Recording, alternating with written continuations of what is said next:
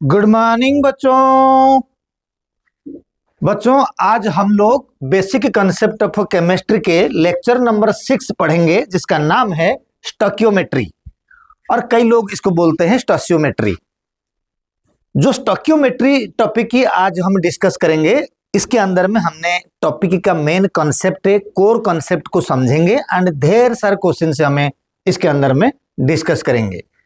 तो अभी ये जो टॉपिक हमें पढ़ेंगे, तो इसके बारे में आपके सारे NEET, JEE and 11th classes के सारे टॉपिक का कवर हो जाएगा।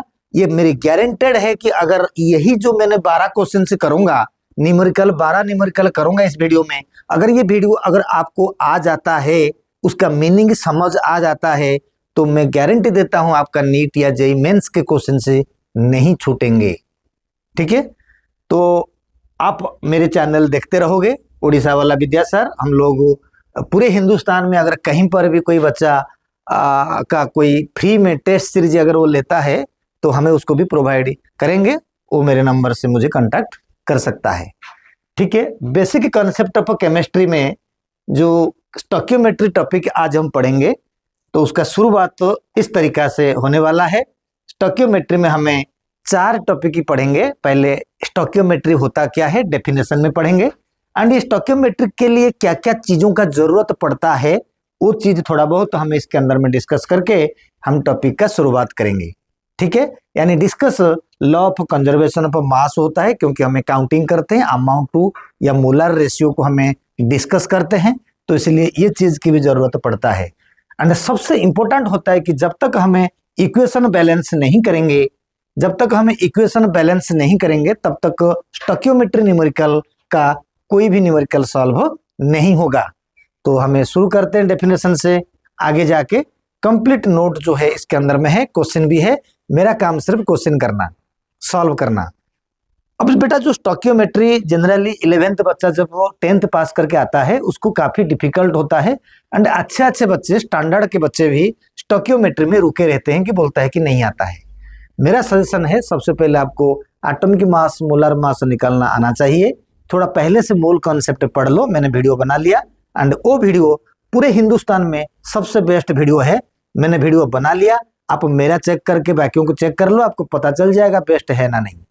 ये मेरी गारंटी है, बना दिया मैंने। ठीक है ना।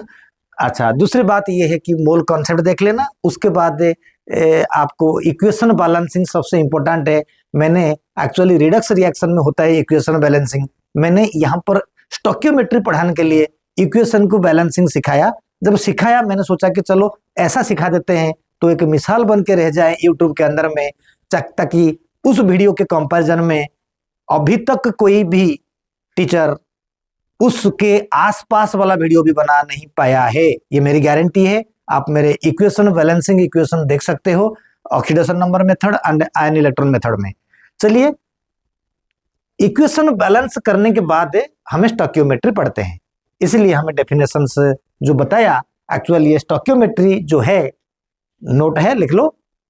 स्टोकियोमेट्री जो है, it is a Greek word, actually it derived from the 2 words. One is stoicheion which means element, दूसरा one is metry that means measurement. यानी एलिमेंट का मेजरमेंट होगा, कहाँ होगा ना, रिएक्टेंट में होगा, प्रोडक्ट में होगा। तो रिएक्टेंट प्रोडक्ट के अंदर में एलिमेंट का क्वांटिटी को मेजरमेंट करना प्रोसेस को स्टोकियोमेट्री कहते हैं इन ए बैलेंस्ड केमिकल इक्वेशन। जब तक बैलेंस नहीं बोलोगे तब तक कहानी कुछ नहीं होगा।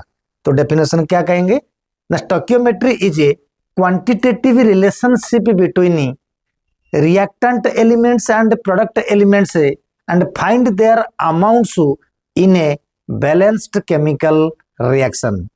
मैंने बैलेंस अगर लिखा नहीं होगा तो केमिकल रिएक्शन लिखा हुआ है, तो बैलेंस्ड केमिकल रिएक्शन। तो इस स्टोकियोमेट्री का मेन कंसेप्ट को पढ़ने के लिए equation must be balanced, and we should remember the limiting reagent. आगे मैं जब न्यूमेरिकल पढ़ाऊंगा उसी टाइम पे लिमिटिंग रिएजेंट कह दूंगा, आपके दिमाग में बैठ जाएगा। अब इसे थ्योरी बताने से कोई मतलब नहीं है, राइट। लिमिटिंग रिएजेंट है, इक्वेशन बैलेंस्ड, ये 2 वर्ड को लेके हमें reactant amount to and product amount को कंपैरिजन करेंगे with respect to their molar ratio, with respect to their mass ratio, is known as a stoichiometry. यहां तक मैंने बता दिया। आगे इसकी क्या एप्लीकेशन है बच्चा ना, इसकी प्रैक्टिकल एप्लीकेशन जो है 3 है प्रैक्टिकल एप्लीकेशन। जब कोई फार्मा इंडस्ट्री में मेडिसिन का प्रिपरेशन करता है, आपने खाया होगा कभी बुखार के टाइम पे पैरासीटामोल। ये पैरासीटामोल कई डोजेस होते हैं, अगर हमने जितना देखा, अगर हम देखेंगे कि मान लीजिए 200 mg है, 250 mg है, 500 mg है, 650 mg है, व्हाट इज दिस mg ना, different different doses according to the age group and that only prescribed by the doctor. Doctor वो लोग पढ़ रखे हैं। तो यानी अगर हमें स्टोकियोमेट्री ठीक से नहीं पढ़ेंगे या पता नहीं होगा, तो हमने जब मेडिसिन बनाएंगे तो दिक्कत होगा। यानी मेडिसिन बनाते वक्त, मेडिसिन का डोज प्रिपेयर करते वक्त हमको स्टोकियोमेट्री की रिक्वायरमेंट पड़ेगा। इंजीनियरिंग में जब स्टोकियोमेट्री का रिक्वायरमेंट भी पड़ेगा, कैसे ना, जब फ्यूल एंड एयर का रेशियो पता करना होगा, उस कंडीशन पे हम लोगों को जो इंजीनियर होते हैं उनको स्टोकियोमेट्री की रिक्वायरमेंट पड़ेगा, ताकि कितने रेशियो में हमें फ्यूल एंड एयर रखेंगे तो इंजन का परफेक्ट वर्क करेगा, उसके भी इंजीनियरिंग के फील्ड में जरूरत पड़ता है। और सबसे इंपॉर्टेंट जरूरत पड़ता है environmental science, most challenging topic of the world now.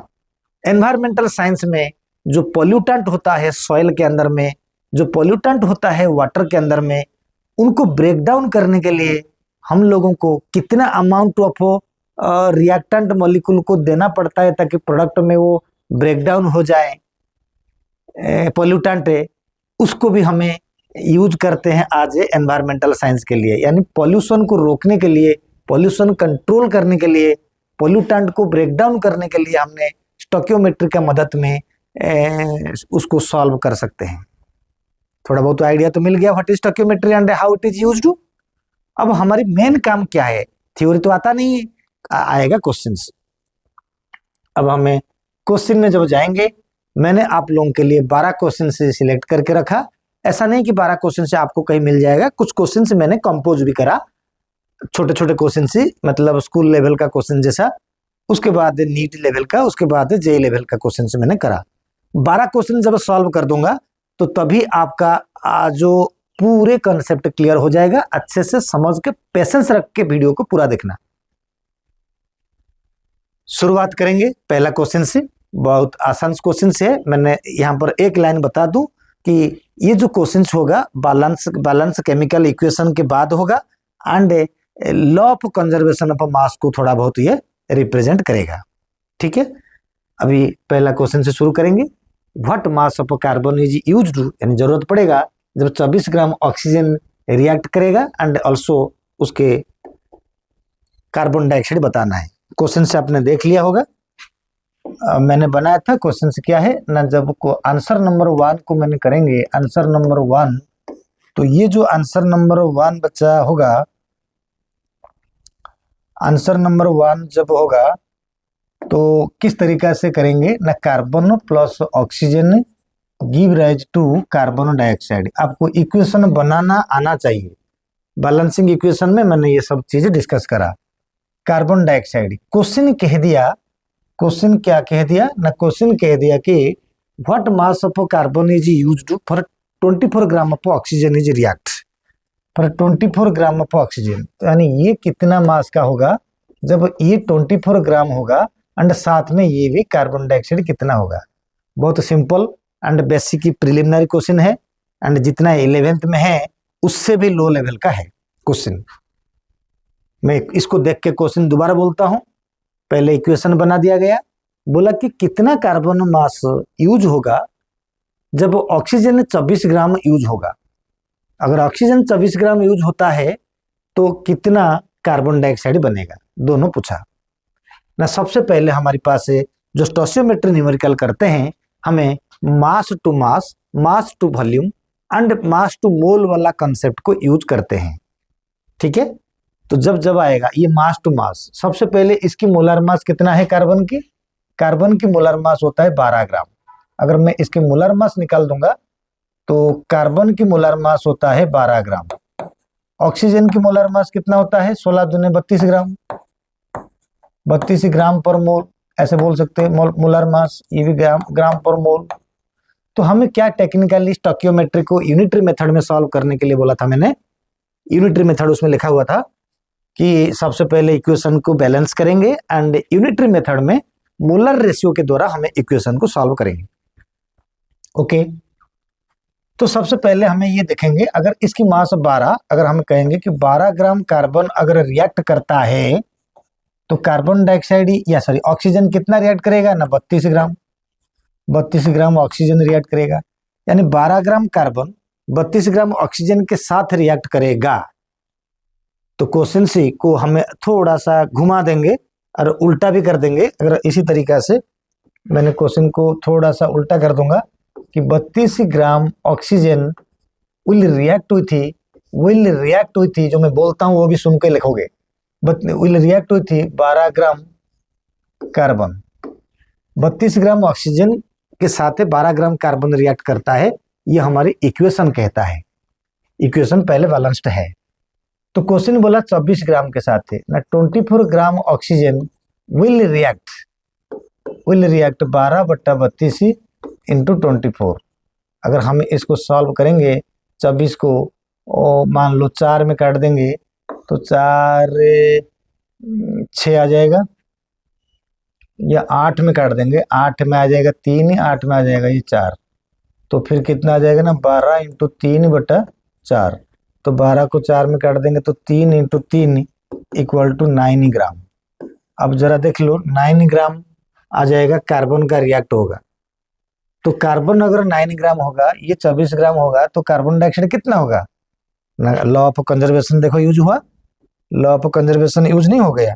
तो कार्बन डाइऑक्साइड का मास बड़ा एम लिख दिया, mass of carbon dioxide equal to 9 + 24 equal to कितना हो जाएगा 33 ग्राम हो जाएगा। कार्बन डाइऑक्साइड का मास 33 ग्राम हो जाएगा। बड़े सिंपल क्वेश्चन था। अगर आप समझ नहीं आया तो थोड़ा दोबारा वीडियो को देख के समझ लो, समझ आ जाएगा। मैं जाता हूं नेक्स्ट क्वेश्चन के पास। बेटा नेक्स्ट क्वेश्चन क्या है ना, सेम कार्बन डाइऑक्साइड को रखा ताकि मैं धीरे धीरे चैप्टर के अंदर में एंट्री कर रहा हूं। What mass of carbon dioxide formed when 20 gram carbon react होती 40 gram oxygen, find the excess amount. इस टॉपिक को जब हम पढ़ेंगे कि हमें पूरी तरीका से स्टोइकियोमेट्री का मीनिंग को पता कर लेंगे। Answer number 2। आंसर नंबर 2 में पहले इक्वेशन को बैलेंस करते हैं, आंखें बंद करके इस बात को समझो। कार्बन डाइऑक्साइड क्वेश्चन के अंदर में बोला गया है कि 20 एंड 40 शायद बोला गया है कि 20 ग्राम कार्बन 40 ग्राम ऑक्सीजन अगर रिएक्ट करता है तो कार्बन डाइऑक्साइड कितना बनेगा। What mass of carbon dioxide formed, and कौन चीज हो वो बच जाएगा, वो बच जाएगा कौन है। बहुत ही इंपॉर्टेंट क्वेश्चन है, मैं क्वेश्चन समझाता हूं। ये कार्बन होता है 20 ग्राम रिएक्ट कर रहा है, ऑक्सीजन रिएक्ट कर रहा है 40 ग्राम। बोला कि कार्बन और डाइऑक्साइड कितना बनेगा, इनमें से कौन है जो पूरा रिएक्ट कर जाएगा एंड कौन है जो पूरा रिएक्ट नहीं करेगा। आप यही क्वेश्चन में पूरे स्टोइकियोमेट्री समझ जाओगे, पूरे स्टोइकियोमेट्री। तुम कहोगे सर ये कौन सा क्वेश्चन है, 40 से 20 से 60 कर दो ना, law of conservation of mass आ गया ना। ऐसे नहीं होगा। मैं आपको एक छोटा एग्जांपल दे रहा हूं। सपोज तुम 2 भाई हो, अगर 2 भाई हो, चलो भाइयों का एग्जांपल नहीं लेंगे, बहन का एग्जांपल ले लेंगे, है ना, तो नीट बच्चे सारे हो। तो सपोज तुम 2 बहन हो, तो एक दिन तुमने डिसाइड करा कि दोनों बहन जो है 50-50% में एक बिजनेस स्टार्ट करेंगे। तो पहला बहन के पास है, जो फर्स्ट बड़ा बहन है, तो उनके पास है 10,000 रुपया है, और छोटे बहन के पास है 1 लाख रुपया है। छोटे बहन के पास है 1 लाख रुपया है। कंडीशन है कि ये क्या करेंगे, 50% पार्टनर में बिजनेस करेंगे। तो बिजनेस से कितना बड़ा बनेगा ना, बिजनेस से उतना बड़ा बनेगा जितना पैसा बड़े बहन के पास है। क्योंकि 50% पार्टनर मतलब छोटी बहन के पास भले ही 1 लाख रुपया हो, लेकिन छोटी बहन कभी भी सारे पैसा नहीं लगाएगा। जितना वो लगाएगी उतना ही लगा पाएगी छोटी बहन। यानी बड़ी बहन कितना मैक्सिमम लगाएगी, 20,000 सॉरी 10,000 लगाएगी। तो ये अपनी 1 लाख से 10,000 लाएगी, बीच में आ गया 20,000। तो छोटी बहन के पास है 90,000 बचेगी, वो एक्सेस अमाउंट हो गया। इसी बात को समझते हुए हम इधर देखेंगे, एक लाइन कान खोल के याद रख लो, हमेशा एलिमेंट अपनी मोल के हिसाब से रिएक्ट करते हैं। आई रिपीट अगेन, एलिमेंट अपनी मोल के हिसाब से रिएक्ट करते हैं। तो सबसे पहले हम क्या करेंगे, इसमें से देखेंगे किसकी मोल कम है, वो लिमिटिंग रिएजेंट है। वहां पर बड़ी बहन था 10,000, उसका कम पैसा था, वो लिमिटिंग रिएजेंट था। छोटी बहन एक्सेस अमाउंट में पैसा था, तो वो एक्सेस अमाउंट उसका 90,000 है। एग्जैक्टली हम इसमें क्या करेंगे, कान खोल के सुन लो, हमेशा मोल निकालेंगे, जो छोटा मोल आएगा वो लिमिटिंग रिएजेंट है, वही लिमिटिंग रिएजेंट प्रोडक्ट बनेगा, वही लिमिटिंग रिएजेंट दूसरा रिएक्टेंट भी रिएक्ट करेगा। यानी मैं क्लियरली लिखता हूं, mole of carbon, N of carbon, mole of carbon equal to 20/12। कितना हो जाएगा, 2 में काट देंगे तो 10/6, तो फिर 6 1 जा 6, फिर चल 40 36, यानी 1.66 के पास इसके आंसर आया। ये हो जाएगा मोल, इतना मोल। ध्यान रखना, धीरे धीरे करता हूँ, मेन कंटेंट एक क्वेश्चन में है, छोटे मतलब 11th बच्चों के लिए। तो अब आता है N of oxygen, mole of oxygen equal to कितना आएगा ना, 40/32। तो 40/32 को जब डिवाइड कर देंगे 20/16 आएगा, फिर आ जाएगा 10/8 आएगा। तो यानी ये छोटा पड़ रहा है, 8 1 जा 8 है, 2 20, 8 दूने 16, फिर 40 8 5, यानी 1.25 के लेवल में आ रहा है, ये मोल आ रहा है। तो यानी हम क्या देखेंगे, मैंने यहाँ पर लिखूंगा बड़े अच्छे से कि here oxygen is limiting reagent, oxygen is limiting reagent.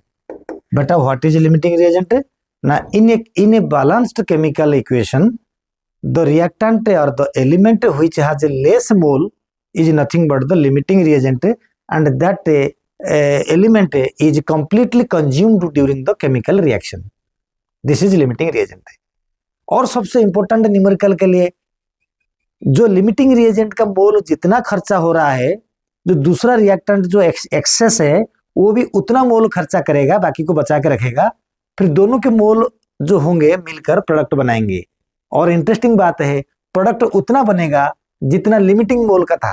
And limiting मोल जो है, सपोज ऑक्सीजन लिमिटिंग रिएजेंट है, कितना मोल है 1.25, तो कार्बन डाइऑक्साइड भी 1.25 मोल बनेगा, ऑक्सीजन भी 1.25 मोल रिएक्ट करेगा।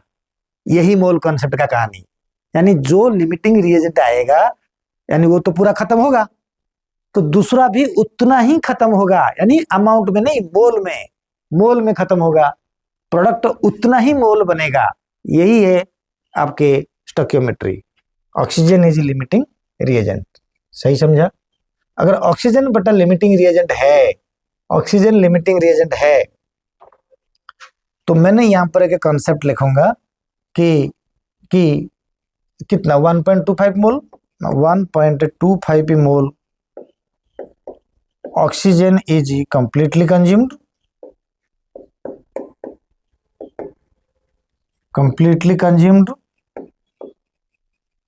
with 1.25 mole of carbon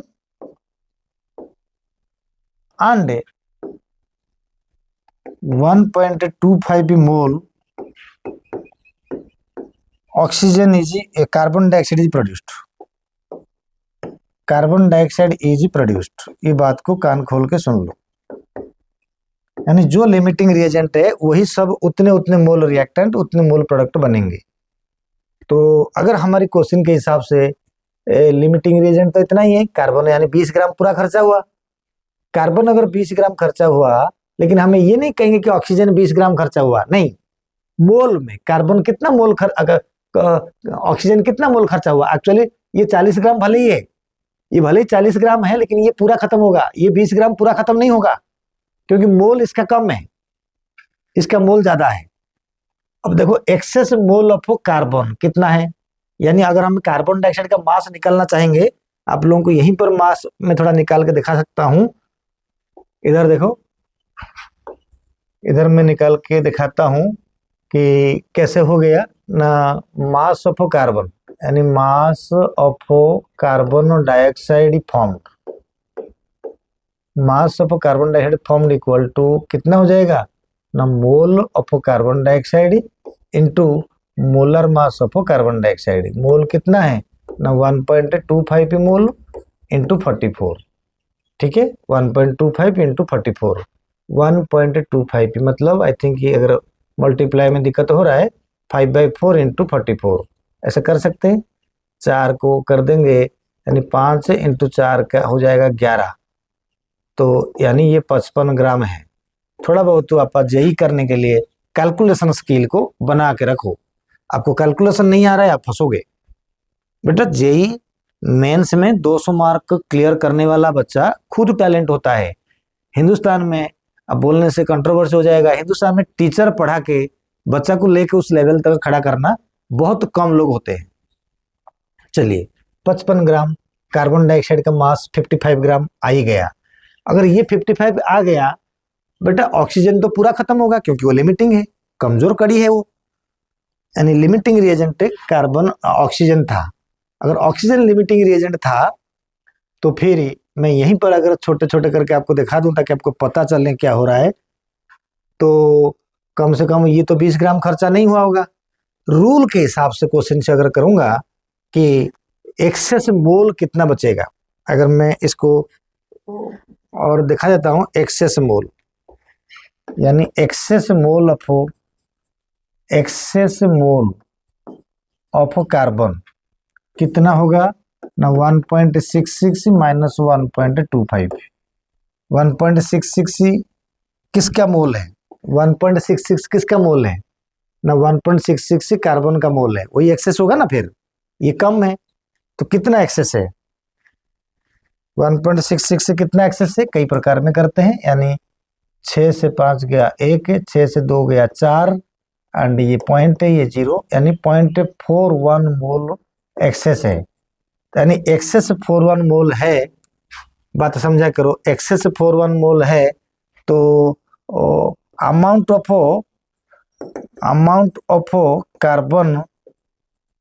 carbon on react, जो रिएक्ट नहीं करा, on react equal to 0.41 mole into molar mass 12, 12 1 जा 12, 2 कैरी 1, 12 4 जा 48, 48 1 49, तो पॉइंट आ गया। यानी 4.92 ग्राम जो है, 4.92 ग्राम रिएक्ट नहीं करा।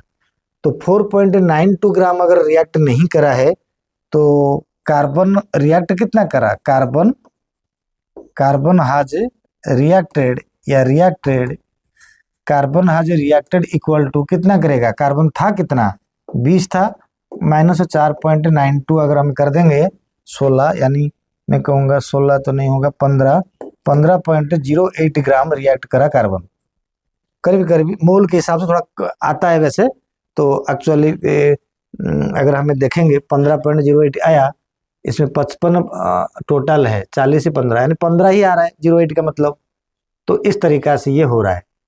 अगर हम इसको दूसरे तरीका से सॉल्व कर देंगे, ये कितना रिएक्ट करेगा, इसका मोल तो मगर रिएक्ट का मोल तो इतना ही होगा ना जितना लिमिटिंग है, 1.25 इंटू 12 कर देंगे, वो शायद 15 आ जाएगा। देखो कैसे, मैंने दूसरे मेथड में करके दिखाता हूँ। कार्बन क्या ऑल्सो करूंगा, कार्बन रिएक्ट दूसरे मेथड में, कार्बन रिएक्ट इक्वल टू 1.25, तो मोल जो लिमिटिंग है वही सब रिएक्ट करेंगे, इंटू 12। मैंने 1.25 को 5/4 कर दिया into 12, this is equal to exactly 15 gram आ रहा है।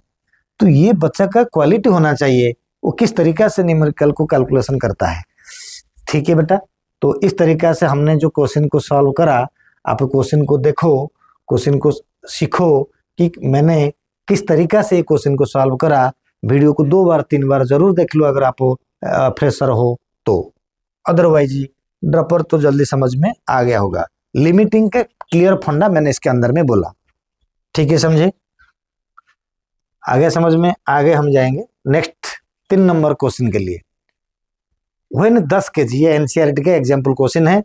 10 केजी फर्स्ट केजी पता है, मुझे तो पता ही होगा। फिर 3 नंबर क्वेश्चन जो है, क्वेश्चन नंबर 3 जो है, क्वेश्चन नंबर 3 जो है, बोला कि nitrogen plus hydrogen give rise to ammonia बनेगा। इन्होंने बोला कि 10 केजी, कितना केजी, मैंने ऐसे कर लेता हूँ, 10 KG of hydrogen and 50 KG of nitrogen जब रिएक्ट करेगा तो अमोनिया जो है वो कितना केजी अमोनिया बनेगा। फिर एक्सेस अमाउंट किसका कितना है वो भी बताना पड़ेगा, एक्सेस अमाउंट बताना पड़ेगा। You understand? एनसीईआरटी के क्वेश्चन है। मेरा सजेशन है मैं आंसर निकालूंगा तो जेई मेन से नीट मेंस के नीट जैसा मेथड में, लेकिन आप एनसीईआरटी में यूनिट को उलट पुलट करके करा होगा, आपको समझ नहीं आएगा। आपको आंसर लास्ट में देख लेना, हमने तो चुटकी से बना देंगे। एनसीईआरटी में एक पेज सॉल्व करके रखा है, ठीक है। एनसीईआरटी अपने हिसाब से इस मामले में सही है। तो 50 केजी 10 केजी ना, सबसे पहले हमारा काम है लिमिटिंग रिएजेंट निकालना। नहीं बेटा, सबसे पहले हमारा काम है इक्वेशन को बैलेंस करना। This is stoichiometry, this is stoichiometry. Equation को बैलेंस करेंगे, N2 + 3 हाइड्रोजन कर देंगे एंड 2 मॉलिक्यूल ऑफ अमोनिया कर देंगे, हो गया बैलेंस। बैलेंस के बाद यूनिटरी मेथड अप्लाई कैसे करेंगे ना, सबसे पहले हमें इनके मोल निकालेंगे, इनके मोल निकालेंगे। तो mole of nitrogen, mole of nitrogen equal to 50। बेटा केजी को हमें अलग से 10⁻³ करके साइड कर देंगे, बाद में जोड़ देंगे, डिवाइडेड बाय 28, 50/28। तो 50/28 कितना होगा? आप थोड़ा एग्जैक्टली अगर करोगे तो थोड़ा सा कैलकुलेशन की बेटा रिक्वायरमेंट पड़ेगा। तो 50 से डिवाइडेड बाय 28, 1.785। ये 10⁻³ को मैंने ऐसे ही रखूंगा, 1.785 इंटू 10⁻³ ये मोल है, ये मोल है बच्चा। फिर करेंगे मोल ऑफ हाइड्रोजन, कैसे रहेगा ना, 10 रहेगा, 10 एंड केजी के लिए मैंने 10⁻³ कर दिया, डिवाइडेड बाय 3 दूने 6। बच्चा 2 करके गलत मत करना, बैलेंस वाला है 6। तो ये शायद 1.666 इंटू 10⁻³ ये हो जाएगा मोल। अब देखो कौन सा मोल छोटा है, देखो नीचे वाला मोल छोटा है, यानी भले ही हाइड्रोजन 10 केजी है। मैं एक छोटा एग्जांपल दे रहा हूँ। एक फैमिली में 2 मेंबर है एंड वो 1 लाख इनकम करते हैं, और किसी दूसरे दोस्त का जो फैमिली है उसमें 10 मेंबर है, लेकिन उनके घर पे 3 लाख रुपया इनकम हो रहा है। लेकिन फिर भी ये जो 1 लाख इनकम करने वाला 2 मेंबर है वो फायदे में है, उनके पास पैसा ज्यादा होगा, यानी एक्सेस अमाउंट वही होगा। तो यहाँ पर 10 केजी समझ के ये मत समझना कि ये लिमिटिंग है, ये पूरा खर्चा हो जाएगा, ऐसा नहीं है। जिसकी मोल कम है वो लिमिटिंग है। ब्रह्मवाणी 1.66 10⁻³ मोल। अच्छा, मैंने हमेशा के तरफ एक ही बात करता हूं कि जो मोल करते हैं ना, एक बार हमें कॉन्सेप्ट इधर से बताएंगे। It is imply that 1.66 into 10⁻³ mole of nitrogen, इसका 10 बचा, ठीक है। हाइड्रोजन इसके अंदर में कम मोल का है, हाइड्रोजन कम है, ठीक है। 1.6 में मोल ऑफ नाइट्रोजन रिएक्ट हुई थी, ये भी उतना ही रिएक्ट करेगा, रिएक्ट हुई थी 1.66 इंटू 10⁻³ मोल ऑफ हाइड्रोजन। ये तो कंप्लीट होगा पूरा हाइड्रोजन, हाइड्रोजन यहाँ पर लिमिटिंग है, यहाँ पर हाइड्रोजन लिमिटिंग है, करेक्ट है। रिएक्ट हुई थी इतना मोल ऑफ हाइड्रोजन एंड प्रोड्यूस भी उतना ही होगा, 1.66 into 10⁻³ mole, 3 mole of ammonia. सबसे मोल कॉन्सेप्ट का स्टोइकियोमेट्री का एक ही रूल है, यही है जो लिखा व्हाइट में। तो यानी मोल इतना मिल गया तो अमोनिया तो हमें यूं निकाल देंगे इसके अंदर में। तो अब हमें कैसे अमोनिया को निकालेंगे वो जरा देखेंगे, इसके अंदर में अमोनिया को हमें निकालेंगे, कैसे निकालेंगे जरूर देखेंगे।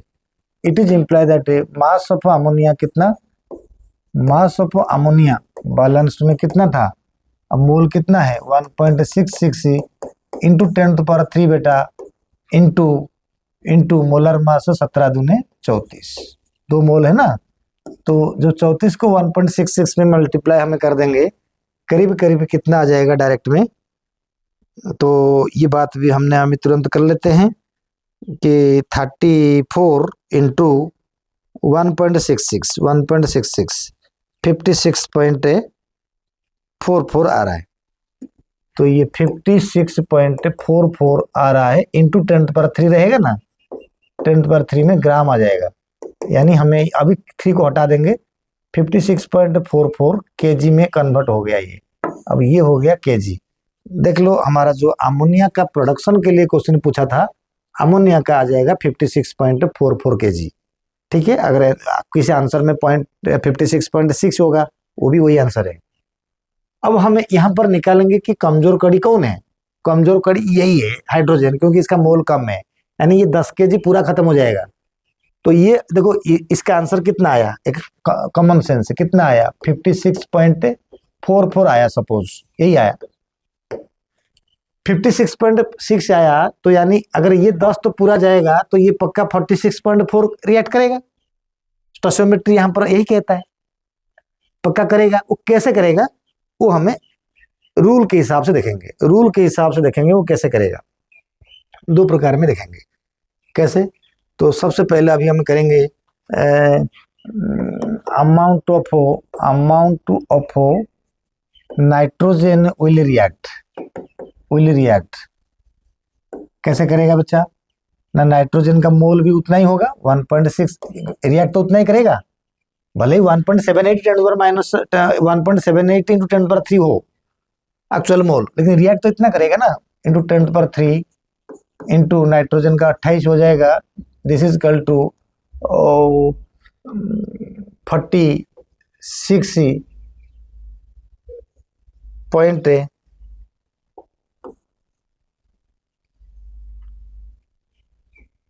दिस इज इक्वल टू, ये आएगा सॉल्व करके 46 केजी के हिसाब से करने से 46.44 केजी, ये पक्का यही हो जाएगा। इसको इधर मल्टीप्लाई करने से 44.66, ये ग्राम वाला केजी आ जाएगा। अमाउंट ऑफ नाइट्रोजन जो 10⁻³ को मैंने रखा, बाद में केजी कर देता हूं, क्योंकि ये वैल्यू जो होता है ना, ये वैल्यू ये ग्राम में होता है। अगर हम इसको दूसरे तरीका से करने की कोशिश करेंगे, क्योंकि मोल निकाल दिया, मोल के साथ मल्टीप्लाई कर दिया, अगर हमें नॉर्मल तरीका से इसको निकालते हैं तो उसके मोल को मोल माइनस करके जो बचेगा एक्सेस अमाउंट करना होगा। यानी एक्सेस अमाउंट कितना है, excess amount of nitrogen which is not react, which is unreact, इसको अनरिएक्ट बोलते हैं। जो अनरिएक्ट होता है कितना होता है, इक्वल टू ना 50 माइनस 46.44 इक्वल टू 3.6 ग्राम के आसपास। ये रिएक्ट नहीं करेगा। इसको उसको दूसरे तरीके से अगर करेंगे, कैसे रिएक्ट नहीं कर रहा है ना, एक्सेस मोल निकाल देंगे। मैं दूसरा तरीका बता रहा हूँ, 1.780 इंटू 10⁻³ माइनस 1.66 इंटू 10⁻³, ये माइनस करने के बाद जितना वैल्यू आएगा इंटू नाइट्रोजन का 28 होता है, इसको कर देने से वही 3.6 ग्राम आ जाएगा। तो ये समरी होता है इस क्वेश्चन को सॉल्व करने का एनसीईआरटी का। ठीक है, एक्सेस से अमाउंट को मैंने एक्स्ट्रा बताया, आप बाकी क्वेश्चन से मेरा ये है। समझ कम आएगा तो दोबारा देख लो, आ जाएगा तुम्हें। ठीक है, यूनिट कन्वर्जन एनसीईआरटी जैसा मत करो, आंसर से आपको मतलब है, ऑप्शन चुनने से आपको मतलब है। Thank you. अब हमें नेक्स्ट क्वेश्चन के पास जाएंगे। 3 नंबर क्वेश्चन चला गया, छोटे छोटे क्वेश्चन से। अब 4 नंबर क्वेश्चन के पास आ रहे हैं।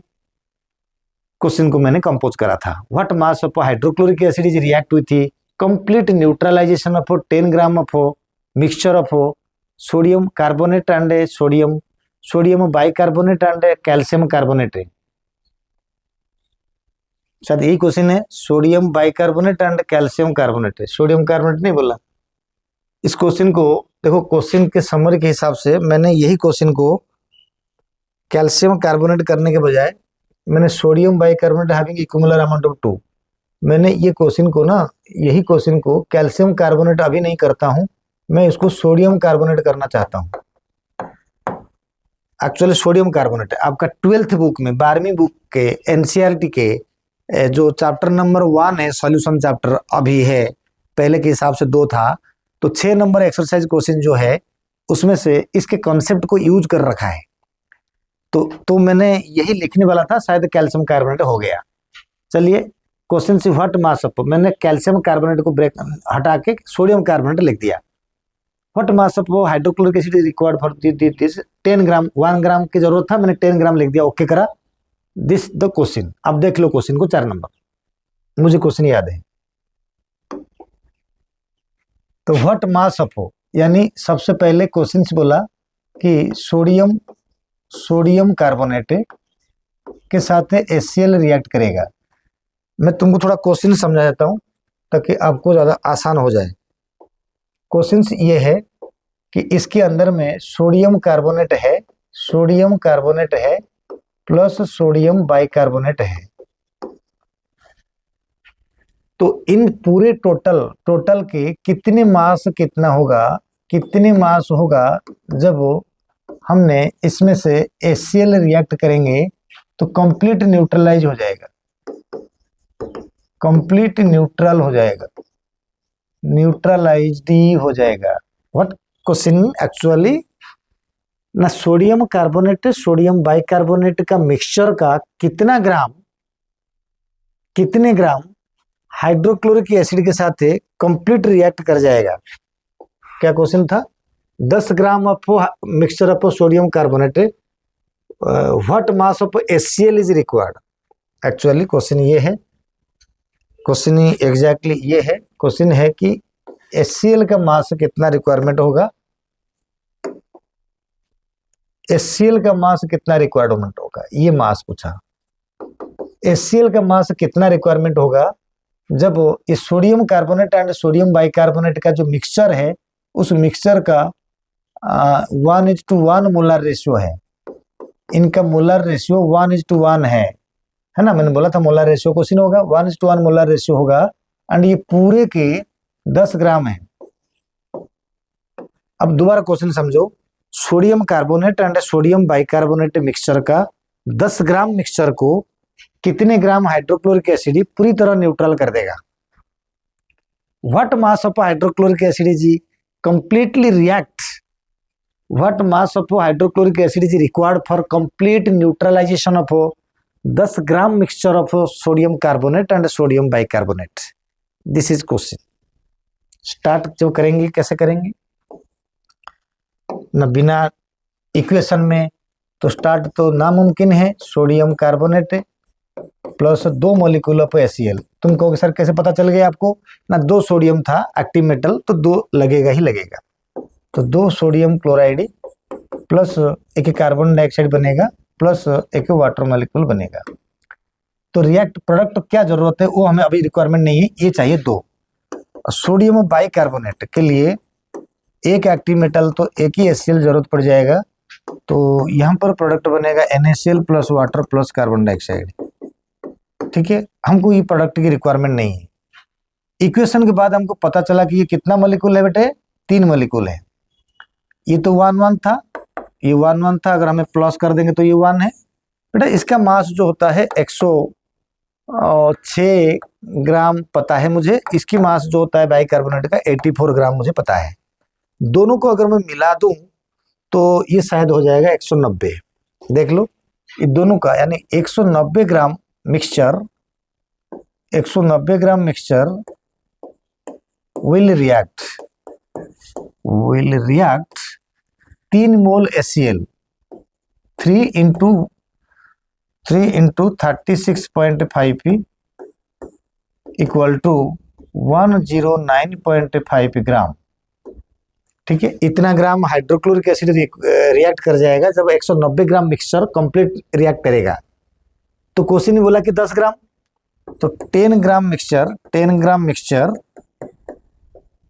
Will react 10 gram mixture will react 109.5 बटा 190 इंटू 10। इसको सॉल्व करने के बाद क्या होता है ना, ये आंसर हो जाएगा करीब 0.576 into 10, this is equal to 5.76 gram के आसपास हो जाएगा HCl का रिएक्ट करना। HCl इतना रिएक्ट करेगा, HCl बेटा इतना रिएक्ट करेगा। क्वेश्चन को थोड़ा देख लो,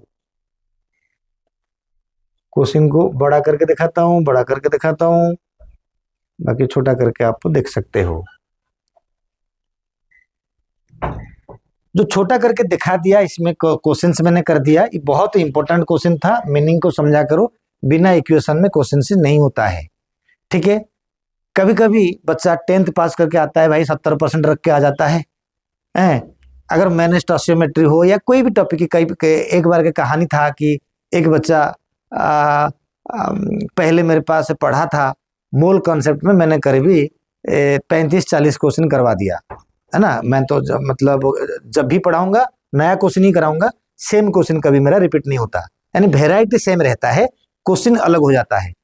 तो जो 35-40 क्वेश्चन करा दिया उसको समझ नहीं आया, तो वो 11th गया 12th गया, जब ड्रॉप करा एक बार उसको कॉपी मिल गया। जब कॉपी मिल गया देखा कि ये इतने सारे क्वेश्चन कहाँ से आ गया, तब उनको वो कॉपी वाला चीजें समझ आया। फिर वो भाग भाग के मेरे पास आया, फिर ड्रॉप करा। ड्रॉप करने के बाद उसका नीट सिलेक्शन हुआ। तो कहने का मतलब बच्चा भी थोड़ा टैलेंट होना चाहिए किसी चीज को क्विकली ग्रास्प करने के लिए। अब ये चीजें जो है ये अनोखा तरीका से मेरा कंसेप्ट जा रहा है, आप अगर उसको सही से इस्तेमाल करोगे आपको फायदा मिलेगा। Thank you. नेक्स्ट जो होता है हमारी 5 नंबर क्वेश्चन से, ये क्वेश्चन मैं चाहता हूँ, अच्छा थोड़ा बड़ा है, होमवर्क देने के लिए कोई बात नहीं। ये जो 3:2 मोलर रेशियो लिखा गया है, तो आप कैल्शियम कार्बोनेट को 3 मोल ले लो, 2 मोल्स कैल्शियम बाइकार्बोनेट को लेकर H2SO4 के साथ रिएक्शन करना। आप कहोगे तो मैं इस क्वेश्चन को रिएक्शन करके दिखा देता हूँ, आपको खुद करना होगा। एक क्वेश्चन खुद कर लो, नहीं होगा तो मेरे मोबाइल नंबर में मुझे बताओ, मैंने बता दूंगा, ठीक है। ये 3 जो है कैल्शियम कार्बोनेट मोल, 3 मोल होगा तो 3 दूनी 6 HCl जरूर रिएक्ट करेगा, मैंने कह दिया एक तरीका से। फिर कैल्शियम बाइकार्बोनेट 2 मोल लेंगे, तो अगर इसको तो फिर 2 HCl रिएक्ट करना पड़ेगा, नहीं तो 4 करना पड़ेगा, यानी HCl 10 मॉलिक्यूल टोटल हो रहा है। एंड इनका मास 100, इनका मास निकाल के दोनों को प्लस कर देना, ठीक है ना। 100 नहीं, इसका फिर 3 मोल मतलब 300, इसका 2 मोल मतलब जितना होगा, इनका टोटल मास हो उनके 10 मोल के साथ रिएक्ट कर रहा है HCl के साथ है। फिर बोला होगा कि 1 ग्राम मिक्सचर जो होता है, तो इसका टोटल मास में 10 मॉलिक्यूल रिएक्ट कर रहा है, 1 ग्राम मिक्सचर में कितना रिएक्ट करेगा, ये आंसर है, ठीक है। अच्छा वो HCl था, लेकिन इसमें से H2SO4 लिखा हुआ है।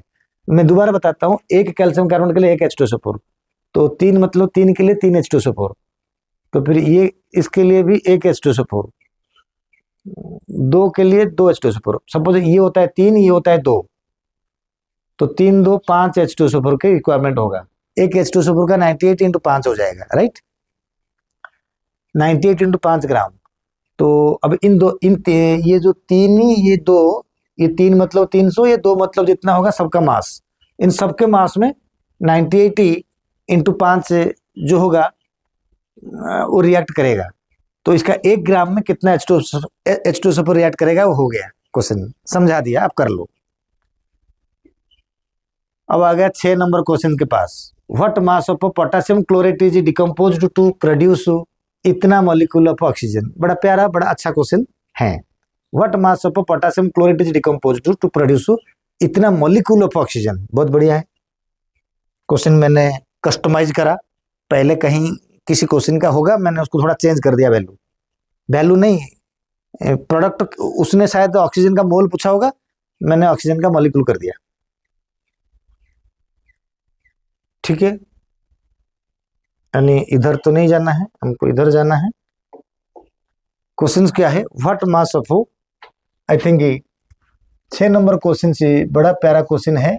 पोटेशियम क्लोरेट को जब हम डिकम्पोज करेंगे तो ये बन जाएगा 2 molecule of KCl plus 3 molecule of oxygen. देखो 3 मोल्स ऑफ ऑक्सीजन हो रहा है, ठीक है, अब सबसे पहले क्वेश्चंस के अंदर में इनकी टोटल मास कितना है, इसकी टोटल मास 245 ग्राम। आप हिसाब करो, लगाओ, आपको यही आएगा 245 ग्राम। ये कितने मोल है, ये 3 मोल है, नहीं ये 3 मोल है। क्वेश्चन एक बार और देखेंगे, what mass of potassium chlorate is decompose to produce इतना मॉलिक्यूल ऑफ ऑक्सीजन, कितना 1.2। बेटा इतना मॉलिक्यूल कितना मोल है, जरा देख लो। मैं अगर तुम्हारे पास जाऊं, इतना मॉलिक्यूल जो है उसका मॉलिक्यूल कितना था, ये 3 मोल था एक्चुअली, इतने में से 245 ग्राम से 3 मोल है। ठीक है, तो अगर मैं ऐसे कहूं, पहले मोल कर दे क्वेश्चन के हिसाब से, इतना मॉलिक्यूल ऑक्सीजन। बेटा मॉलिक्यूल ऑक्सीजन का मतलब ये 2 मोल आ रहे हैं।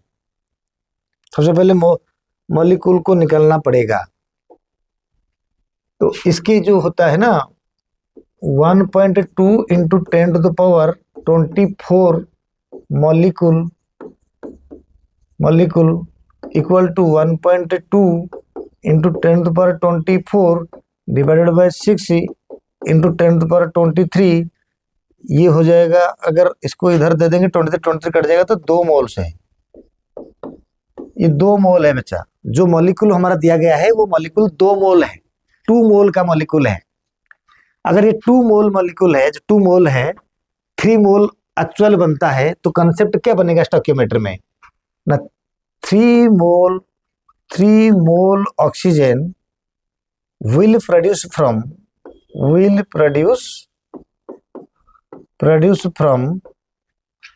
245 ग्राम पोटासियम क्लोरेट, 245 ग्राम पोटासियम क्लोरेट। ठीक, तो क्वेश्चन के हिसाब से अगर हम देखेंगे 2 मोल oxygen will produce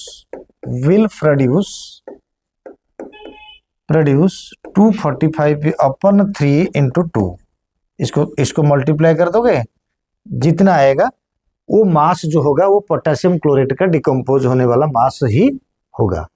potassium chlorate का डिकम्पोज, मैंने क्या किया इस क्वेश्चन में, जो मॉलिक्यूल दिया गया था उसको मोल में कन्वर्ट कर दिया। तो फिर जब मैंने इक्वेशन बनाया मुझे लगा कि ये 3 मोल है, तो 3 मोल इतने मास से बनता है। तो ये जो मॉलिक्यूल था वो मोल 2 मोल था, तो 2 मोल कितने मास से बनेगा, ये मेरा क्वेश्चन हो गया। ठीक है ना, बहुत मतलब सिंपल लेवल का क्वेश्चन हो गया, जैसे तुमको लग रहा है। नहीं, मैंने इसको यूनिटरी मेथड में सॉल्व करा।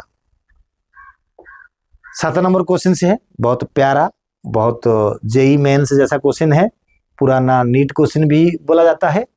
7 नंबर क्वेश्चन में है एक बाईवैलेंट मेटल। यहां पर मैं पहले से बता दूं, ये बाईवैलेंट बोलने का कोई मतलब इसके अंदर में नहीं है। ये मिक्सचर ऑफ 2 बाईवैलेंट यानी 2 मेटल है, हैविंग मास 2 ग्राम, दोनों का मास 2 ग्राम है मिला के। जब डिजल्व होगा HCl में एसटीपी कंडीशन पे 2.24 litre of hydrogen is evolved, then mass of A mixture के अंदर में कितना था।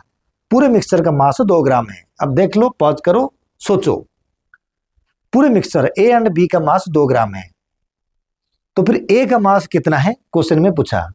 एटॉमिक मास ए का 15, बी का 30 दिया हुआ है।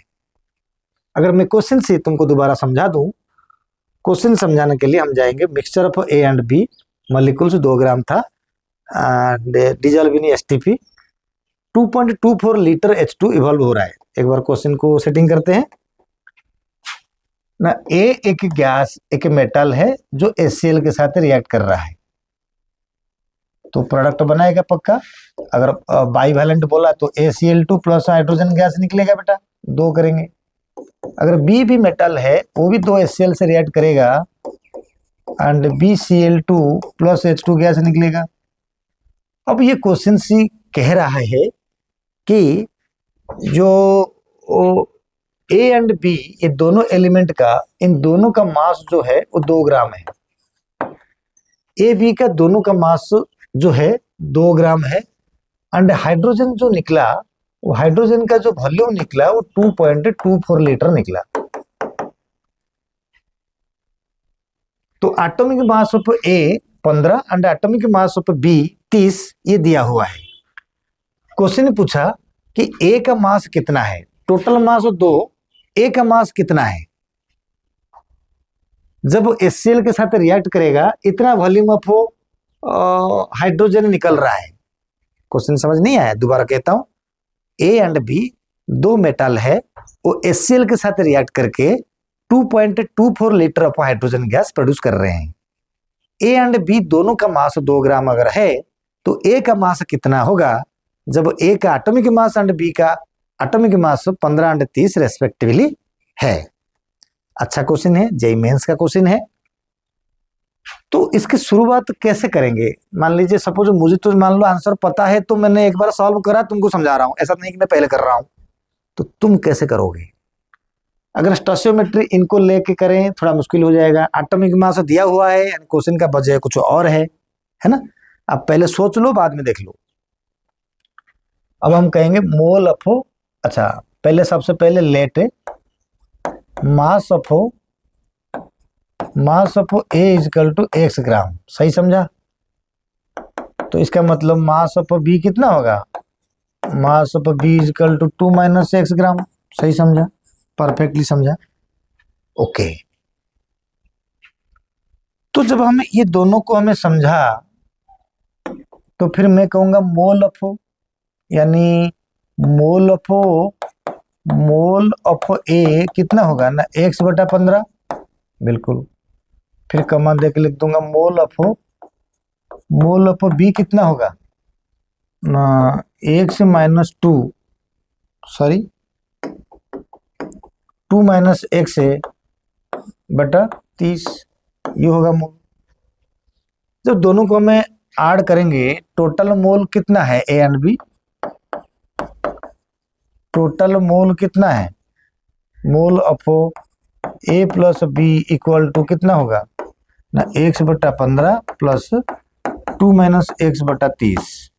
अगर इसको सॉल्व कर देंगे ये आ जाएगा 30, देख लो ये आ जाएगा 30, ये आ जाएगा 2x plus 2 minus x, this is equal to x plus 2/30। ये आ जाएगा total mole of A and B. Total mole of A and B इतना आ गया। अब हमें ये कहेंगे total mole of A and B जब आया तो हाइड्रोजन कितना निकला था, 2.24 लीटर दोनों के, ए एंड बी से जो हाइड्रोजन निकला। तो मोल ऑफ हाइड्रोजन कितना आ जाएगा, मोल ऑफ यानी टोटल मोल भी बोल देंगे, दोनों मेटल से जो हाइड्रोजन आया, हाइड्रोजन इक्वल टू 2.24 बटा 22.4, यही है गिवन वैल्यूम बटा 22.4 इक्वल टू 1/10, ये टोटल वॉल्यूम है। तो इक्वेटिंग कर देंगे दोनों को, है ना, इक्वेट करना ही पड़ेगा क्योंकि ये जितना इक्वेटिंग 1 और 2, तो हमें क्या करेंगे x plus 2/30 equal to 1/10। Equating क्यों करा, थोड़ा सोचना, क्योंकि जितना moles total mole of metal होंगे उसी हिसाब से टोटल मोल ऑफ हाइड्रोजन निकलेगा। This is stoichiometry, right. इसको जब हमें सॉल्व कर देंगे, इनको जब हमें सॉल्व कर देंगे तो x का वैल्यू कितना आ जाएगा, क्रॉस मल्टीप्लाई कर दोगे आ जाएगा 1 ग्राम, क्रॉस मल्टीप्लाई कर दोगे आ जाएगा 1 ग्राम, इसको क्रॉस मल्टीप्लाई करके सॉल्व कर दोगे 1 ग्राम आ जाएगा, है ना। तो इतना तो करना चाहिए तुम लोगों को, ठीक है। अगर मैं थोड़ा और तुम लोगों को दिखा दूं तो ये है, अगर कम समझ आया तो वीडियो को दोबारा देख लो, दोबारा बोल देखो मैंने कहां पर बोला। 7 नंबर क्वेश्चन शायद हो गया। अब 8 नंबर क्वेश्चन, सब बड़े बड़े क्वेश्चन, सब नीट का जेईई का एक क्वेश्चन आ रहा है। How much amount of copper sulphate and 5 water is required for the, JEE mains का है ये, पुराना AIPMT क्वेश्चन है। कितना कॉपर सल्फेट 5 वाटर रिक्वायरमेंट होगा for the liberation of 2.54 gram of I2 iodine when titrated with KI। Question को समझो, मैं क्वेश्चन को दोबारा समझाऊंगा। कॉपर सल्फेट 5 वाटर का कितना मास कितना होगा जब KI के साथ रिएक्ट करेगा 2.54 ग्राम आयोडीन निकलेगा। समझाता हूं क्वेश्चन दोबारा। में कॉपर सल्फेट है CuSO4.5 वाटर के साथ है, जब रिएक्ट करेगा टाइट्रेशन होगा Ki, तो सबसे पहले प्रोडक्ट कैसे बनता है ना, बिना इक्वेशन को बैलेंस करके हम स्टोइकियोमेट्री का कुछ नहीं उखाड़ पाएंगे। ठीक, इसलिए एक छोटी सी बैलेंस के लिए मैंने पूरे बैलेंसिंग रिएक्शन का, रिडक्स रिएक्शन का, एस ब्लॉक का, पी ब्लॉक का, 12th डी ब्लॉक का, सबको इकट्ठा करके मैंने वीडियो बनाया। हिस्ट्री ऑफ यूट्यूब में उसके लाइक में कोई अभी तक वीडियो नहीं होगा, ये मेरे गारंटेड है। चैलेंज तो दे दिया ना मैंने, किसी का है तो मुझे बताओ। कोई अगर पहले से ये वीडियो बना के रखा है, मैं ये नहीं कह रहा हूं कि 1000 लोग को, करोड़ों टैलेंट मेरे से है, कोई मेरे जैसा बना के दिखाया है उस डेट के हिसाब से तो दिखाओ मुझे। नहीं होगा, उसका आसपास में नहीं होगा कोई। कपर इसके छोटी सी कप बैलेंसिंग के लिए मैंने पूरी बैलेंसिंग का कहानी उखाड़ के यही इसी चैप्टर के अंदर में रख दिया, रिडक्स रिएक्शन में नहीं कराऊंगा। कपर सल्फेट 5 वाटर Ki के साथ टाइट्रेशन होगा तो बनेगा पक्का, इसके अंदर में आपको पता होना चाहिए क्यूप्रस आयोडाइड बनेगा, आयोडीन ही बनेगा, प्लस 2 मॉलिक्यूल ऑफ K2SO4 बनेंगे, प्लस जो बच गया वो पानी निकलेगा। पानी दिखाई नहीं दे रहा होगा, थोड़ा सा कर लेता हूं, पानी निकलेगा। तो बैलेंस जब करेंगे तो इधर से 2 कर देंगे, इधर से 4 कर देंगे। अब शायद बैलेंस हो गया। देखो, जब तक बैलेंस नहीं होगा तब तक इक्वेशन नहीं होगा। ओके, अब क्वेश्चन क्या कह रहा है, देखो क्वेश्चन बोल रहा है कि इसकी मास कितना है, इनकी मास कितना है। जब Ki के साथ टाइट्रेशन होगा तो आयोडीन बनेगा 2.54 ग्राम, आयोडीन बनेगा। बहुत मीनिंगफुल क्वेश्चन ये है, प्रैक्टिकल क्वेश्चन ये है, जेई मेंस का फेवरेट क्वेश्चन ये है, नीट का तो पहले से नीट में आया भी था ये। 2.54 ग्राम आयोडीन बनता है। तो समझदारी से हमें इसकी मोल पहले निकाल देंगे। समझदारी से कैसे कर देंगे ना, हमें यहीं पर अगर मोल निकाल दे, पहले तुम्हारा क्वेश्चन क्या पूछा, अगर 2.54 ग्राम ऑफ आयोडीन निकल रहा है कॉपर सल्फेट 5 वाटर से Ki को टाइट्रेशन करने से, तो कितना mass of copper sulphate 5 water का बलिदान करना पड़ेगा, यानी रिएक्ट करना पड़ेगा Ki के साथ।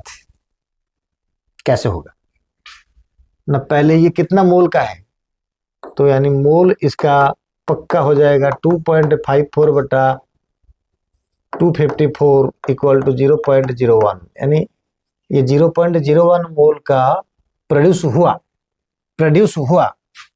बाद में समझ नहीं आएगा तो पहले से इसको रोक के देखो, इतना प्रोड्यूस हुआ। अगर इतना प्रोड्यूस हुआ बेटा, तो कॉपर सल्फेट 5 वाटर के साथ है, तो अब मैं क्या बोलूंगा ना, इसकी मास को निकाल दूंगा। कॉपर सल्फेट 5 वाटर का मास मैंने यहां पर निकाल रहा हूं, जरा देखो कॉपर सल्फेट 5 वाटर का मास। तो फिर कॉपर सल्फेट के साथ है आयोडीन कितना मोल, 1 मोल है ना, ये 2 मोल रिएक्ट करेगा 1 मोल के साथ है, राइट। सबसे पहले अभी कॉपर सल्फेट 5 वाटर का मास कितना होगा ना, कॉपर सल्फेट का मास होता है 63, प्लस सल्फर का मास हो जाएगा 32, प्लस ऑक्सीजन का हो जाएगा 16 4 जा 64, कितना हो रहा है, प्लस 5 वाटर मतलब 90 ही है। तो कितना हो रहा है, 4 4 2 6 3 9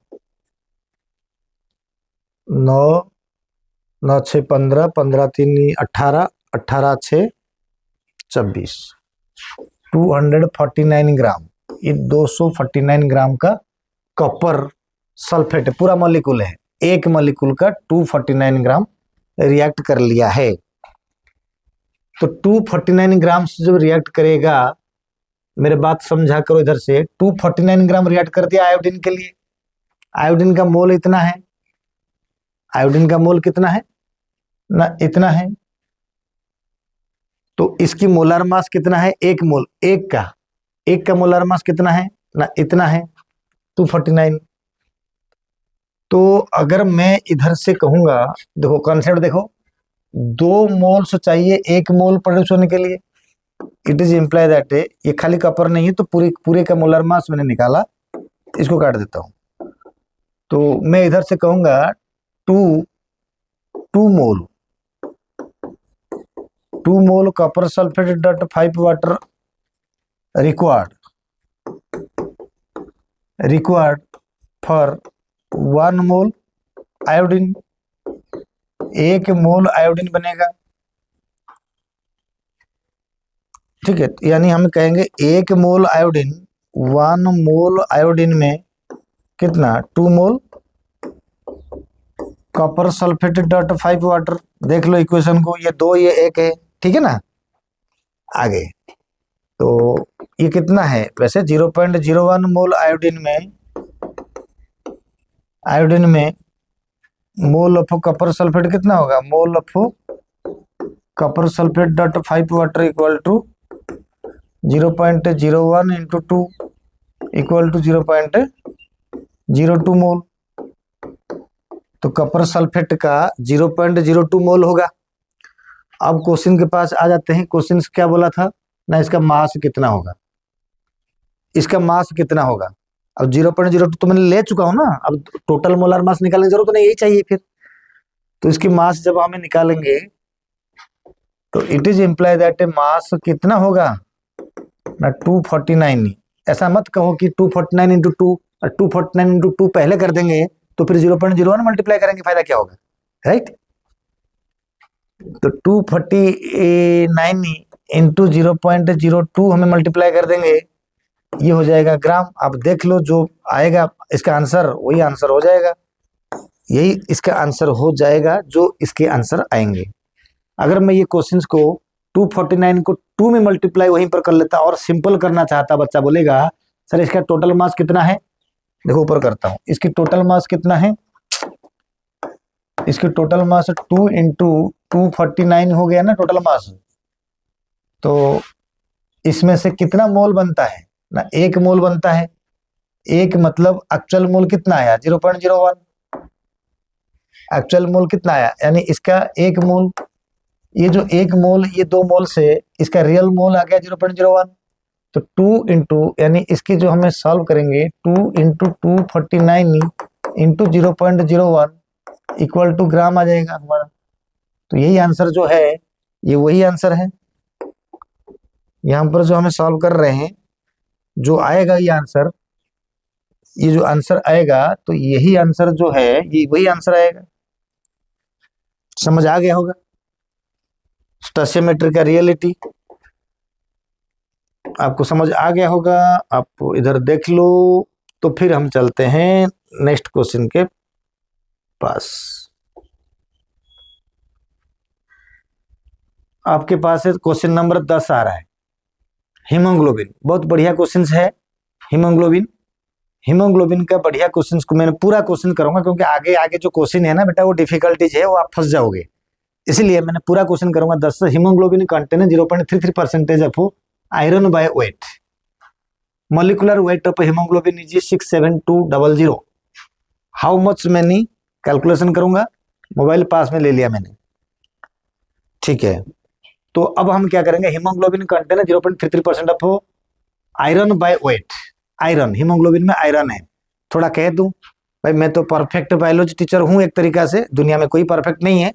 हाँ ये है कि बाकी लोगों से थोड़ा वो तो ठीक ठाक हूं। बाकी लोग मतलब जो बड़े बड़े इंस्टीट्यूट में पढ़ाते हैं ये गारंटेड है। कभी कोई अपने आप को बड़ा टीचर बोलता है बायोलॉजी में, उनको क्वेश्चन छेड़ दो कि इलेक्ट्रॉन ट्रांसपोर्ट सिस्टम में जो जितने एटीपी बनता है उन सब का मैकेनिज्म कितना है, वो पक्का चुप रह जाएगा, ठीक है। मेरा बायोलॉजी वीडियो भी इसके अंदर में। चलिए मैं जो कहता हूँ हीमोग्लोबिन, बेटा आरबीसी हमारे बॉडी में रेड ब्लड कर्पुसलेस है, राइट, सेल मत बोलना, रेड ब्लड कर्पुसलेस, जिसका नाम एरिथ्रोसाइट कॉमन नेम, उसके अंदर में होता है हीमोग्लोबिन। हीमोग्लोबिन मतलब हेम मतलब आयरन, ग्लोबिन मतलब प्रोटीन। तो हीमोग्लोबिन एक आयरन कंटेनिंग प्रोटीन जो ऑक्सीजन को कैरी करके हमारे बॉडी में डिस्ट्रीब्यूट करता है। अब सवाल यह है कि एक आरबीसी के अंदर में 250 मिलियन हीमोग्लोबिन प्रेजेंट होता है। रिपीट कर देता हूं, एक आरबीसी के अंदर में 250 मिलियन हीमोग्लोबिन प्रेजेंट होता है। एक आरबीसी में, ध्यान देना इस बात को, ठीक है। एक आरबीसी में 250, इसको मैंने फिर काउंटिंग करूंगा, इसको याद रखो। एक आरबीसी में 250 मिलियन हीमोग्लोबिन प्रेजेंट होता है, इसको याद रखना, मैं करता हूं अभी। तो इसमें बोल दिया हीमोग्लोबिन के अंदर में 0.33% आयरन है। अब हीमोग्लोबिन का मास इतना है। क्वेश्चन शुरू कर देता हूं, आपने क्वेश्चन देख लिया। देखो, मैंने इधर से कहता हूं 1 आरबीसी के अंदर में, 1 आरबीसी के अंदर में, ठीक है, मैंने आरबीसी छोटा एस लिखा क्योंकि उसका मीनिंग है कर्पुसलेस। 1 आरबीसी के अंदर में 250 लगभग इंटू 10⁶ हीमोग्लोबिन प्रेजेंट है। अब क्वेश्चन कह रहा है हमारी हीमोग्लोबिन का मास जो है 67200। एक बार चेक कर लेता हूं क्या लिखा हुआ है, पुराना नीट क्वेश्चन है, 67200। सही है। हीमोग्लोबिन का मास इतना, यू कहो ग्राम कहो जो भी कहे, ठीक है। तो उसके अंदर में 0.33% ऑफ आयरन। तो आयरन मास कितना है बेटा? आयरन मास कितना होगा ना, 6722 नहीं, चेक कर लेता हूं, 672, राइट, 6722 नहीं है, 67200 इंटू 0.33/100, 2 0 कट गया, तो 672 इंटू 0.33, 672 इंटू 0.33, इसको मल्टीप्लाई अगर मैं कर दूं 672 इंटू 0.33 इक्वल टू 21.76, लगभग ले लूंगा 222। आयरन का मास 222 ग्राम मैंने लगभग ले लिया। तो फिर it is imply that number of iron, number of Fe कितना हो जाएगा ना, 222/55.6 के आसपास अगर हमें लगा देंगे, this is nearly equal to 4 आ जाएगा। यानी 4 मॉलिक्यूल ऑफ आयरन प्रेजेंट है। तो एक हीमोग्लोबिन के अंदर में, यानी हीमोग्लोबिन का मास को उतना बोल दिया गया था क्वेश्चन के अंदर में, 4 है। लेकिन मेरी क्वेश्चन क्या है, यानी कितने में, एक हीमोग्लोबिन में 4 आयरन पार्टिकल है। मेरे क्वेश्चन क्या है, हीमोग्लोबिन कंटेन इतना weight, molecular weight of haemoglobin is इतना, how many molecule of iron present. एक हीमोग्लोबिन में कितना आयरन है, 4 है। एक मोल ऑफ आरबीसी में कितना, यानी एक मोल ऑफ आरबीसी। तो फिर इधर एक आरबीसी में कितना हीमोग्लोबिन, इतना। तो मैं कहूंगा एक आरबीसी में कितना, पहले निकाल देता हूं। तो 1 आरबीसी के अंदर में, 1 आरबीसी में आयरन कितने होंगे, आयरन कितने होंगे, 4 इंटू एक आरबीसी के अंदर में हीमोग्लोबिन कितना होता है, 250 इंटू 10⁶ इक्वल टू 10, ये हो जाएगा 1000, ये हो जाएगा 10 मिलियन था, 1000 मतलब 9 हो जाएगा। यानी इतना 10⁹ आयरन पार्टिकल इसके अंदर में प्रेजेंट हो जाएगा। लेकिन एक आरबीसी में, क्वेश्चन बोला एक मोल आरबीसी, तो 1 मोल आरबीसी, 1 मोल आरबीसी के अंदर में तो 6.022 इंटू 10⁻23 इंटू 10⁻9, कुल मिला के 6 को 6 रखेंगे, 23 यानी 10⁻32। बेटा बहुत है, इतना मतलब क्या है, इतना आयरन, यानी 6 इंटू 10⁻32 आयरन मॉलिक्यूल प्रेजेंट है इन 1 mole of RBC, in 1 mole of RBC. आपको समझ आ गया होगा मेरा कहानी। तो देखो, कहीं क्वेश्चन जब तुम पुट करोगे एआई थ्रू में, तो आपको आंसर 4 आएगा। 4 पहले क्वेश्चन आया हुआ है, और सिर्फ हीमोग्लोबिन में कितना आयरन है, मैंने एक मोल आरबीसी में पूछा। तो एक आरबीसी में 250 इंटू 10⁶, यानी उतना 250 मिलियन ऑफ हीमोग्लोबिन प्रेजेंट है, तो एक हीमोग्लोबिन में 4, तो 250 4 में तो इतना आयरन हो गया 1 बिलियन। तो एक आरबीसी में 1 बिलियन आरबीसी आ गया, एक बिलियन ऑफ आयरन आ गया। उसके बाद एक मोल्स में 6.022 × 10⁻23 मल्टीप्लाई करना पड़ेगा इंटू 4 के साथ। समझे क्वेश्चन सी? रिपीट कर दोबारा। हीमोग्लोबिन के अंदर में आयरन कितना आ गया जो क्वेश्चन के हिसाब से? 4। एक आरबीसी में इतना हीमोग्लोबिन है, एक आरबीसी में इतना हीमोग्लोबिन है, तो इतना हीमोग्लोबिन है यानी एक आरबीसी में 250 × 10⁻6 इंटू 4 यानी हो गया 1 बिलियन ऑफ क्या, 1 बिलियन ऑफ हीमोग्लोबिन में 1 बिलियन ऑफ आयरन आ गया एक आरबीसी में। तो एक मोल आरबीसी में 6 × 10⁻23 इंटू 10⁻9 1 बिलियन आ गया, तो 6 × 10⁻32 आ गया आयरन पार्टिकल्स। अब हमारे पास 11 नंबर क्वेश्चन में जाएंगे, धीरे धीरे क्वेश्चन लास्ट हो रहा है। 20 gram of trivalent atom gives 37.77 gram of its oxide, atomic weight of metal is what? बहुत प्यारा अच्छा क्वेश्चन है। 20 ग्राम ऑफ ट्राइवेलेंट एटम, यहाँ ट्राइवेलेंट का मीनिंग रिक्वायरमेंट पड़ेगा, ट्राइवेलेंट का मीनिंग रिक्वायरमेंट इसके अंदर में पड़ेगा, ये जरूरत पड़ेगा। गिव्स 20 ग्राम है। क्वेश्चन को अगर मैं यही सॉल्व करके तुमको दिखाना चाहूंगा, अरे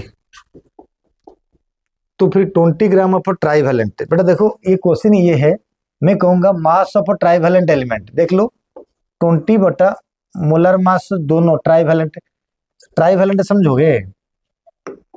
ट्राइवेलेंट थोड़ा समझ लो कैसे ट्राइवेलेंट होता है बच्चा ना। मान लीजिए मैं ट्राइवेलेंट लेता हूं कोई मॉलिक्यूल ए, इसको जब ऑक्सीजन द्वारा रिएक्शन करूंगा तो हो जाएगा A2O3, ये ऑक्साइड पक्का बनेगा, पक्का, क्योंकि ट्राइवेलेंट का मतलब ए ऑक्साइड बनेगा। अगर ट्राइवेलेंट ये ऑक्साइड बनता है तो मैं देखो सॉल्व करता हूं, क्वेश्चन में बोला 20 ग्राम ट्राइवेलेंट, मान लो उसके मोलर मास मैंने लिया x है, ये 2A का मास x लिया, दोनों का मास x लिया, ठीक है, बाद में आधा कर दूंगा। जो x पूछा, atomic weight of the metal पूछा, यानी एक x को आधा भी करना पड़ेगा मुझे, इक्वल टू Al2O3 कितना बच गया बेटा ना, 37.77 डिवाइडेड बाय इसकी मोलर मास, तो इसके तो x है A2 का प्लस 48। आप इसको सॉल्व कर लो, क्रॉस मल्टीप्लाई करो, क्रॉस मल्टीप्लाई करो, सॉल्व करो, जो x आएगा वो 54 आएगा, x क्या है दोनों का, तो सिर्फ A का मास कितना हो जाएगा 27 हो जाएगा फिर, यानी ये एलिमेंट एक्चुअली एल्युमिनियम है। दो ये मोल, ये होता है मोल ऑफ आटम, ये होता है मोल ऑफ ऑक्साइड, ऑक्साइड मोल, ये मोल ऑफ आटम। क्वेश्चन का तरीका ऐसे होने से जल्दी होगा, ठीक है। अब हमें दूसरा क्वेश्चन से करेंगे जल्दी, लास्ट क्वेश्चन में करता हूं बच्चा, वॉल्यूम ऑफ 1 लीटर, बहुत ही प्यारा बहुत ही सिंपल क्वेश्चन से है, 2 ऑप्शन मैंने रखा, इन दोनों में से कोई एक आंसर होगा। Volume of 1 litre of water अपन वेपराइजेशन एट SATP, बेटा STP में जो वॉल्यूम होता है हम उसको कभी 22.4 तो कभी 22.7 लेते हैं, लेकिन SATP में जो वॉल्यूम है वो 24.8 होता है, 24.8 होता है, कान खोल के याद रख लेना है। SATP स्टैंडर्ड एटमॉस्फेयर की टेम्परेचर एंड प्रेशर, बड़ी अच्छी बात है, ठीक है। अब हम सॉल्व करेंगे, क्वेश्चन से है, नया है क्वेश्चन से, तो क्वेश्चन से जो होता है अगर हम देखेंगे वॉल्यूम ऑफ 1 लीटर ऑफ, अगर मैं इसको मिटा दूं फिर ताकि मेरे लिए थोड़ा आसान पड़ जाएगा, स्पेस बचेगा, तो क्वेश्चन से फिर हमने कर लेंगे, ठीक है। अब हमें क्वेश्चन से करेंगे जो बच्चे, ठीक है। वॉल्यूम ऑफ 1 लीटर ऑफ, सबसे पहले 1 लीटर, 1 लीटर वाटर जो होता है इक्वल टू 1 लीटर क्या होता है 1000 ग्राम के बराबर जैसा होता है, अपन 18 इक्वल टू 55.5 मोल। आप ये मान के चलो ये मान के चलो कि 55.5 मोल ऑफ वाटर है 1 लीटर का। वेपराइजेशन होगा एसटीपी में, वॉल्यूम कितना होगा? तो 8 SATP, ठीक है, volume of 1 mole water equal to 24.8 litre. It is implied that a volume of 55.5 mole water equal to 24.8 into 55.5 equal to 1377.76 litre. ये हो गया आंसर, यानी हमारा आंसर ये है। तो ये आंसर कब होता ना, जब हमें अगर यहाँ पर एसटीपी बोलता तो ये आंसर होता, मैंने 22.4 मल्टीप्लाई कर देता 55.5 में। आई थिंक समझ आ गया होगा तुम्हें। तो इस तरीका से मैंने 12 क्वेश्चन को सॉल्व करा। भले ही वीडियो मेरा लंबा हो गया, बिना एडिटिंग में मैंने यूट्यूब में वीडियो डालता हूँ, बिना एडिटिंग में, ताकि मैं कहीं इधर उधर या उधर जाके बुक्स कॉपी वगैरह नहीं देखता हूँ। आप बस टॉसियोमेट्री को मैंने पूरा पढ़ाया, सबके लिए काम आएगा। जो पहले बार देखेगा 2-3 बार देख लो, आपका बल्ले बल्ले हो जाएगा। फ्यूचर के लिए 2 साल तक आपका कॉन्सेप्ट क्लियर हो जाएगा। ड्रॉपर बच्चा तो मेरे क्लासेस से ताली मार के निकलते हैं। तो आप जरूर, अगर ड्रॉपर होगा तो पक्का आपको अच्छा लगा होगा। आप उड़ीसा वाला विद्या सर के चैनल को जरूर देखिए। कोई भी डाउट होगा आप मुझे इस नंबर पे भी फोन कीजिए, इस नंबर पे फोन मत कीजिएगा, मतलब मैसेज कीजिए। एंड इस तरीका से आप लोग हमें आगे वाला वीडियो में मोलालिटी नॉर्मालिटी का सारे कॉन्सेप्ट को लेके मैं कल जो क्लासेस लूंगा उसके अंदर में आ जाऊंगा। तब तक के लिए थैंक यू वेरी मच मेरे वीडियो देखने के लिए। बाय।